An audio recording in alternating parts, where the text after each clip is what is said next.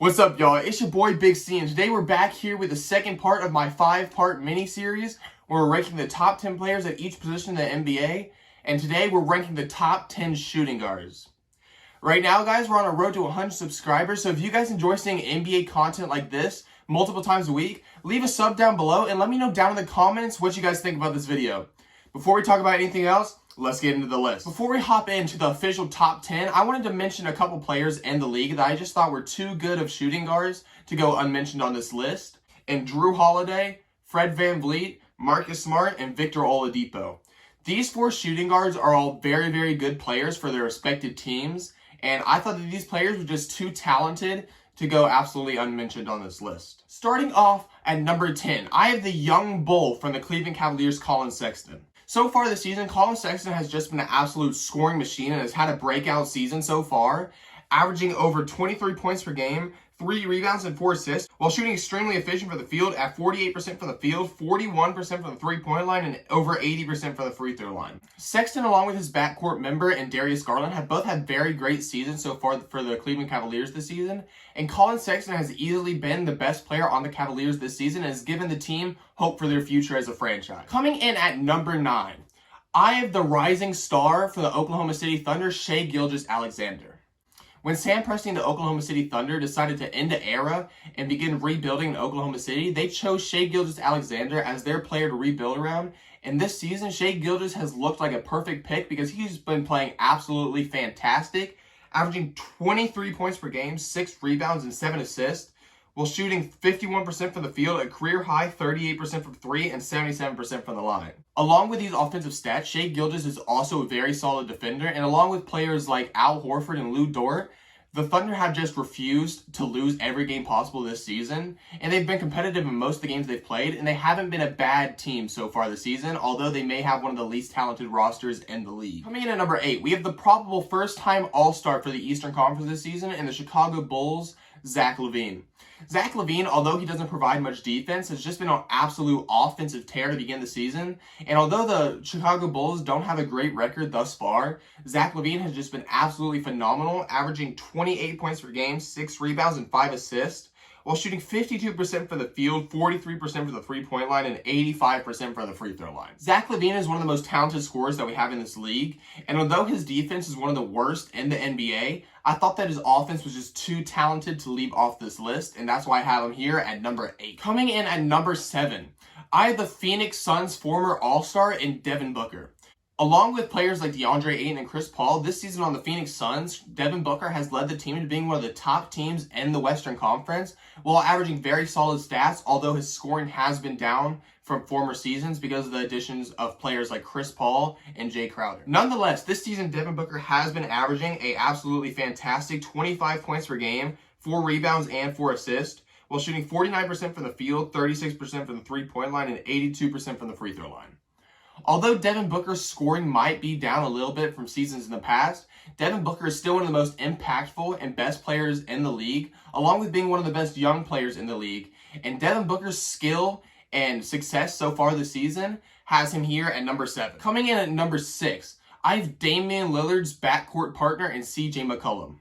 This season, CJ McCollum, if it wasn't for his injury, would likely be a first-time All-Star, averaging over 27 points per game, 4 rebounds, and 5 assists, while shooting absolutely super efficiently at 47% from the field, 44% from the three-point line, and 84% from the free throw line. It sucks that CJ McCollum had to get hurt so far this season because at the time, CJ McCollum was a lock for the All-Star game, and it would have been the first All-Star game appearance of his career. Coming in at number 5, I have debatably the Utah Jazz's best player in Donovan Mitchell. This season, the Utah Jazz have gotten off to one of the best starts in franchise history behind players like Donovan Mitchell, Rudy Gobert, and Mike Conley. And this is largely in part, if not mostly in part, to Donovan Mitchell's season thus far. This season, he's been averaging 24 points per game, 4 rebounds, and 5 assists, while shooting 43% from the field, 39% from the three-point line, and 84% from the free throw line. Donovan Mitchell, although his stats are looking similar to seasons in his career before, has upped his defense and playmaking so far this season, and him and the Utah Jazz are looking like contenders in the Western Conference this season, off to one of the best starts in league history. Coming in at number 4, we have the two-way star from the Boston Celtics, Jaylen Brown.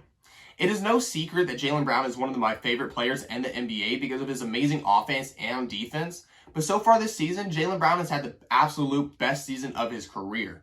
So far this season, Jaylen Brown, along with being one of the best perimeter defenders in the NBA, has been having an absolutely fantastic offensive season, averaging 26 points per game, 6 rebounds, and 3 assists, while shooting 51% from the field, 41% from the three-point line, and 75% from the line. Jaylen Brown is easily having the best season of his career, and with players like Jason Tatum and Kemba Walker next to them, if he continues to play at this caliber, who knows if the Boston Celtics can make a deep run in the Eastern Conference playoffs this year. Entering the top 3, I have Paul George of the Los Angeles Clippers. After last season, Paul George was getting a lot of hate for his playoff performance for the Clippers last season, losing in the second round. But Paul George this season has come out as an absolute superstar, looking like his old MVP self. This season, Paul George, along with being one of the best perimeter defenders in the NBA, has been averaging 24 points per game, 6 rebounds, and 6 assists, while shooting 50, 40, 90 from the field easily, with 51% from the field, a spectacular 48% from the three-point line, and 91% from the line. Efficiency-wise, Paul George is having the best season of his career, and although his scoring is down, he does have to share the ball with one of the best players in the league, Kawhi Leonard. But nonetheless, Paul George has proved himself to being one of the best shooting guards in the NBA this season, and that's why I have him here at number 3. Coming in at number 2, I have the Eastern Conference All-Star starter lock and Bradley Beal. Bradley Beal is having one of the best offensive seasons in NBA history, and although the Washington Wizards have been very disappointing so far this season, Bradley Beal has just played absolutely phenomenal. Bradley Beal is averaging over 33 points per game, 5 rebounds, and 4 assists, while shooting 48% from the field, 34% from the three-point line, and 89% from the free throw line. Bradley Beal is having the best season of his career, and although he shows no signs of wanting out of Washington, his trade value is at the highest it may ever be right now. So if the Washington Wizards don't see a future where they can make the playoffs or win a championship anytime soon, they might want to capitalize off Bradley Beal's value at the moment. Coming up at number 1, one of the greatest shooting guards of all time, James Harden. Although James Harden has had a little bit of trouble adjusting to his new system in Brooklyn this year, James Harden is still having an absolutely fantastic season, and at the moment he is leading the NBA in assists per game.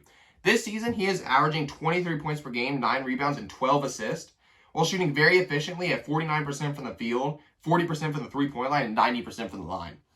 James Harden is not only one of the best shooting guards that we've seen in NBA history, but he's also one of the best scorers and best players in NBA history. Although his scoring has been down this season, playing with players like Kyrie Irving and Kevin Durant, who are very ball dominant, I still believe James Harden to be the best shooting guard in the NBA, and I don't believe at the moment that it is a very close race, although I do have Bradley Beal at second on this list. Okay guys, I hope you guys enjoyed the video. Let me know down in the comments below who you guys believe to be the best shooting guard in the NBA at the moment. And if you guys enjoy seeing content like this on the NBA multiple times a week, leave a sub down below so that we can get to 100 subscribers.